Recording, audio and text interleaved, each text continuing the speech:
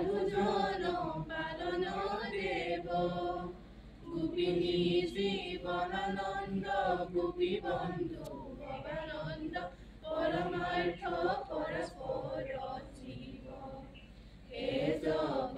জীবন নমো নমো নারায়ণ অচল চরণ রূপ শ্যাম এই পদ